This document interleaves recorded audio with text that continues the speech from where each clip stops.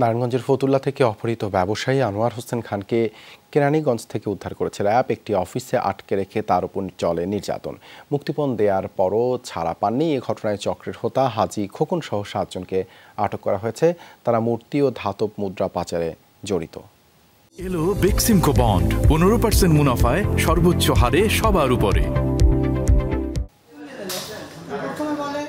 ব্যবসায়ী আনোয়ার হোসেন খান বাড়ির পাশের দোকানে চা খেতে গিয়ে অপহরণের শিকার হন। মাথায় পিস্তল ঠেকিয়ে তুলে নিয়ে যাওয়া হয় কেরানীগঞ্জে। সেখানে একটি অফিসে আটকে রেখে করা হয় নির্যাতন। 17 লাখ টাকা মুক্তিপণ দেওয়ার পরও থামেনি নির্যাতন। আবার আমার ভিডিও করিয়া আবার বলতেছে কি তোর কি মারছি আমি কিন্তু আমার নেই, কিন্তু মারার শেষে তোর কি মারছি, তোর কাছে জানি কত পাই, আমার বলতে 5 কোটি। আমি না 5 কোটি আমি কম আমার কাছে তো আমি পাই না।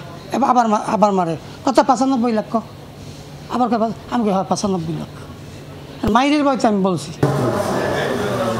অপহরণের অভিযোগ পাওয়ার পর অভিযান চালায় র্যাব। কেরানীগঞ্জের চুনকুটিয়া থেকে উদ্ধার করা হয় অপহৃত আনোয়ারকে। গ্রেফতার করা হয় চক্রের মূল হোতা খোকন হাজি সহ 7 জনকে।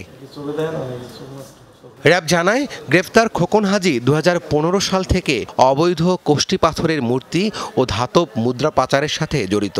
95 লাখ টাকার বিনিময়ে নকল মূর্তি ও মুদ্রা দেয়ার ঘটনাকে কেন্দ্র করে আরেক ব্যক্তির সঙ্গে বিবাদে জড়ান খোকন। ভুক্তভোগী আনোয়ার সেই ব্যক্তির আত্মীয় হওয়ায় অপহরণের শিকার হন।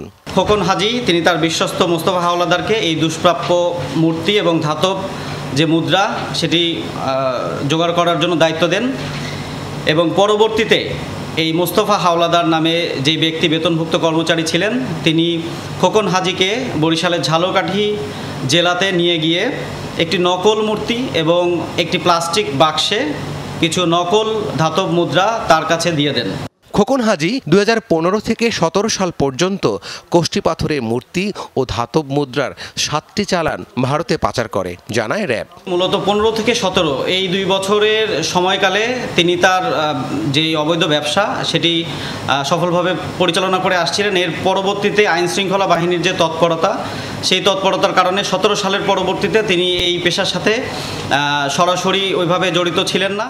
অপহরণকারীদের কাছ থেকে একটি রিভলভার, 8 রাউন্ড গুলি ও শটগান জব্দ করা হয়েছে।